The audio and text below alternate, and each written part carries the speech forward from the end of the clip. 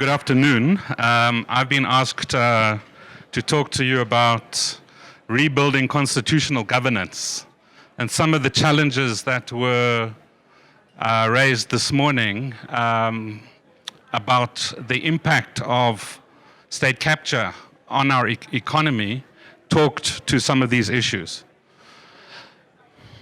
The work that I've been doing on this goes back to about February 2017, when I was on an aeroplane sitting across the aisle from Mcebisi Jonas when he was still Deputy Minister of Finance. And he and I knew each other from many years ago when we did work together in the Eastern Cape. And he handed me his iPad and he said to me, "Read this." And I read an account of what was going on that I could only describe as the sum of all fears. It was stuff that was not known in the public domain, which is completely the opposite of the current situation, where we are buried below a mudslide of data and information, which is very difficult to interpret and understand. So that was the beginning of my journey. We published the betrayal of the report a couple of months later, which was the first report to kind of join the dots. The Gupta leaks came out a few days later, which none of the evidence there contradicted what we said. Last year I brought out a book called The Shadow State, and we're bringing out another book called The Anatomy of State Capture, which is a series of case studies. And it's not easy work, it's dangerous work, it's difficult to track, but I'll just provide a picture, overview perspective on what this is about. Obviously, the key turning point is 2016, when the Public Protector published her report, The State of Capture, followed by the firing of Gordon and Jonas in March 2017, which in turn really triggered kind of mass protests and a coalition of civil society, business, and political parties that culminated in the replacement of Zuma as president of the ANC at the end of 2017, and the coming into power of Cyril Ramaphosa as president of the country a few months later. What very few South Africans realize is that unlike many other countries in the world that have faced this kind of challenge, and after all, the notion of state capture comes out of Eastern Europe, we in South Africa, this kind of upsurge of indignation, of protest, of a desire to defend our democracy has resulted in an extraordinary proliferation of reports and investigations. We have counted and tracked 28 of them, including before 2017, the Bosasa SIU investigation, the 2 public protector reports on PRASA and state capture, and then since the release of the state capture report, 4 parliamentary committee reports, 5 internal investigations into Eskom, 4 internal investigations into Transnet, the ad hoc committee on SABC, the Sassagate court cases, the Steinhoff disaster, and since 2018, 4 commissions of inquiry, 2 completed, 3 SIU investigations, the VBS report, and the high-level panel on the state security cluster. So you can see this has generated an extraordinary quantity of research material. Researchers on the university campuses haven't touched sides with any of this data. It's only really beginning to be processed.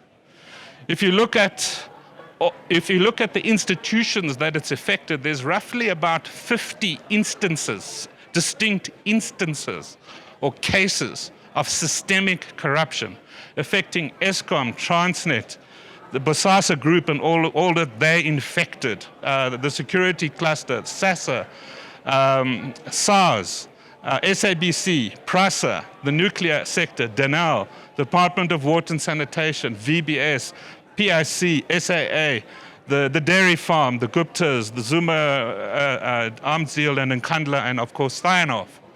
So you can see the extent to which this has affected us. And there's a lot of work that's been done by journalists and academics to try and join the dots to deepen an understanding of what we are talking about. And there's very few people who've gone through all of these publications. That's my job. But when I do that, I have to try and find out what is it that's underneath all this. And I've started to use this idea of a racket. A racket is a pattern of behavior that we enroll people into. We all have our rackets. We all enroll people in our various kinds of rackets. And it's a well-used concept in psychology.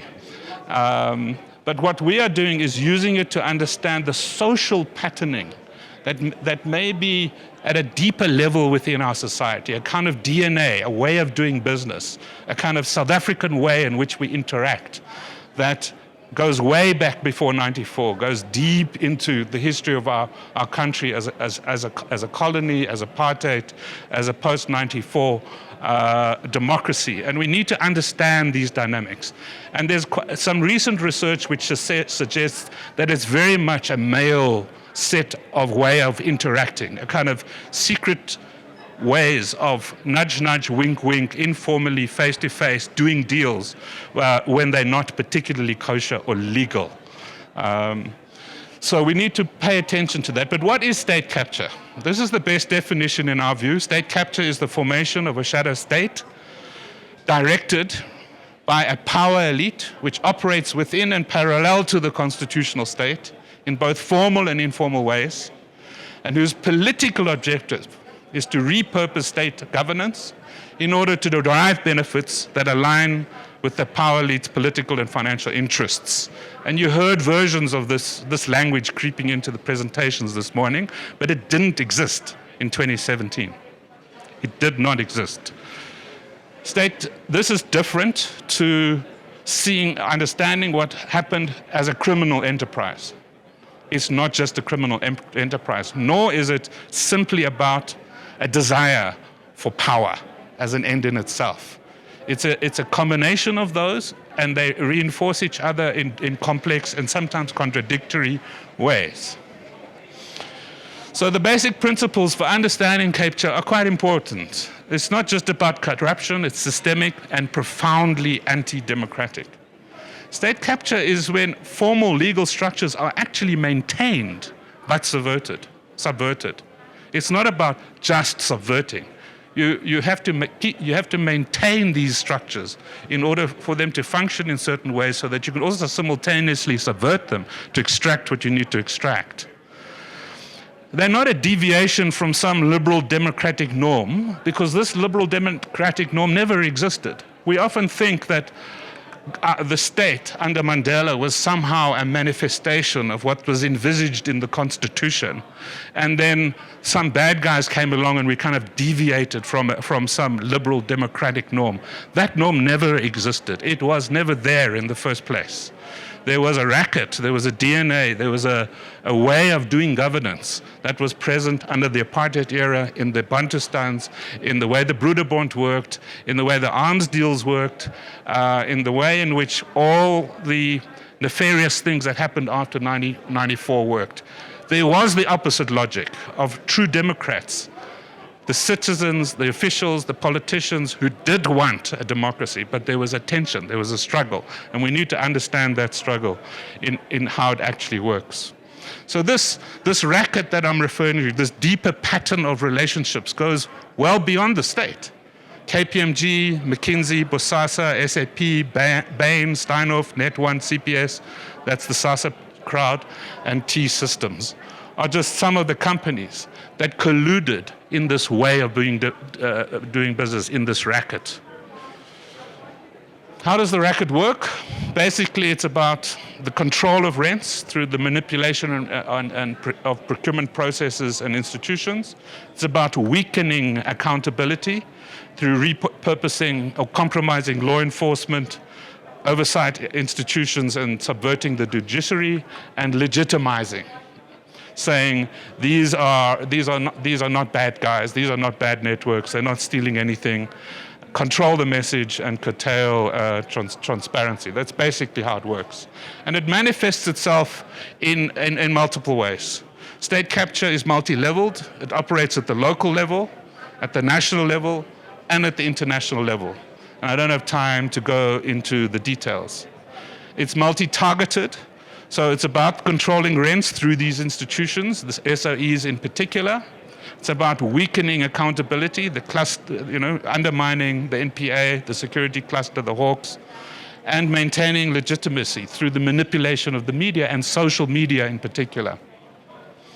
It's also about constructing extremely complex networks. This is just one network that we mapped using social network methodologies, the ESCOM-centered network that the Guptas and the Zumas built up with the help of Minister Gigaba. Now, look at the cost of state capture. According to Marianne Tham, the Daily Maverick journalist, she estimates that between 2015 and 2019, the cost of state capture was about 1.5 trillion rand. And she calculates that using these lines here, which I don't have time to explain or go into. But we would not be in the current crisis if we did not have these processes of state capture that I have described. So this brings me to the Zondo Commission. The Zondo Commission is a commission of commissions, actually.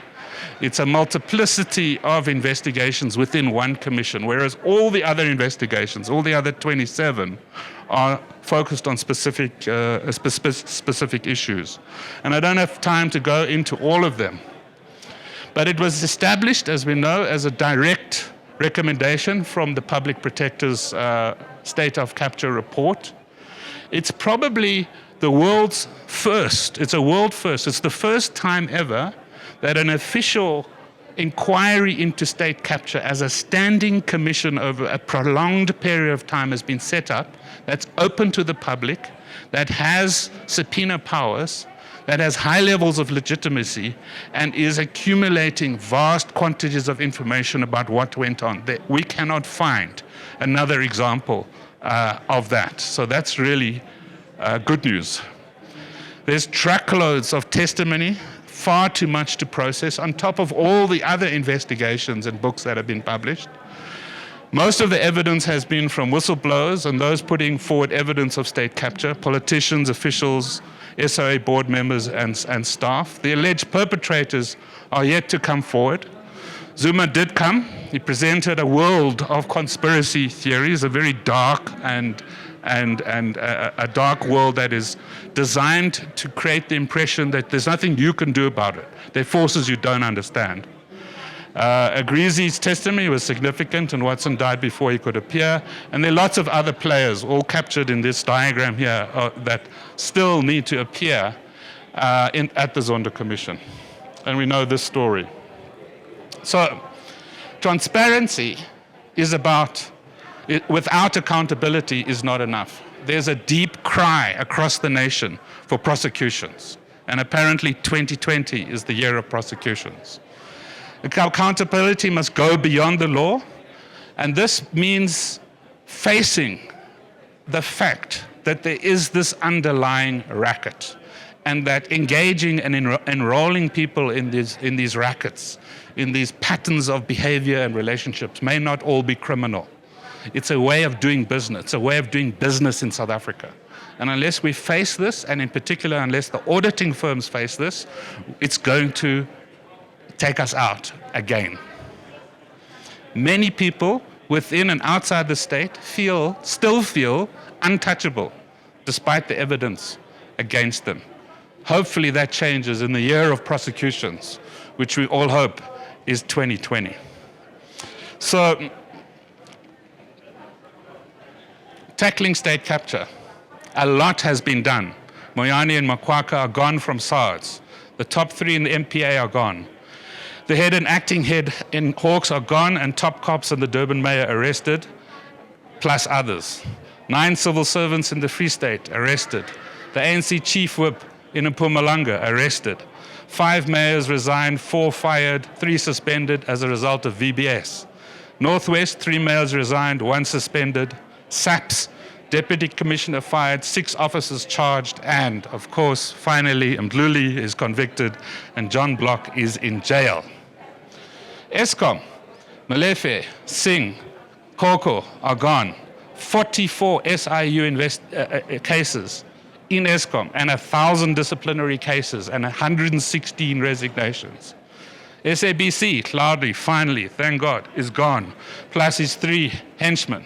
In PIC, the CEO and 2 senior execs are gone, several suspended, plus a new board. SAA, Dudu Miani, finally, is gone, plus a new board. Transnet, CEO and 5 execs gone and 8 suspended. And from what I hear, I think they need a new board. Denel, CEO, CFO, and chair gone, plus a new board. And in cabinet, 4 to 5 of the 28 are Zuma aligned. In conclusion, state capture, as I spend more and more time looking at this very dark world, a world that I wish never existed, a world that I wish I never discovered on that aeroplane back in February 2017, when I said hello to my old friend Nkabisi Jonas, who I knew, and we all knew, had refused a 600 million rand bribe. We all know that these rackets exist. How are we going to have the conversation? This is a new way of thinking about this that is not focused exclusively on the state. State capture has been perturbed, but not disrupted.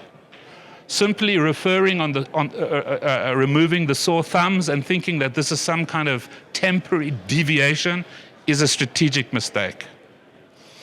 And state capture is part of a wider global breakdown of democracy.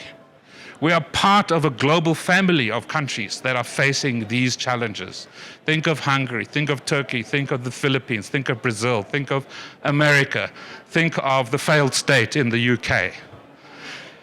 Has capitalism given up on democracy is the question we need to ask. Is it the logical consequences of the rise of the greed is good? And finally, what we really need, above all else, is to re-establish a governance ecosystem and you need to think about it as an ecosystem. The relationships between functional boards, and in particular the audit and risk committees, the role of shareholders and their oversight and shareholder activism, the internal and external auditors and how they relate to one another and how they get renewed rather than just retained year on year, year on year, year on year. How board-exec relationships actually work, and in particular how we build disciplined boards where you have effective chairs and they are not subversive of management, which happens a lot in SOEs. Journalists in the media and law enforcement, all of these should be well networked so that information flows, make it possible to build an ecosystem of democratic governance in a world where democracy and good governance is under threat, not just in our country, everywhere else. Thank you.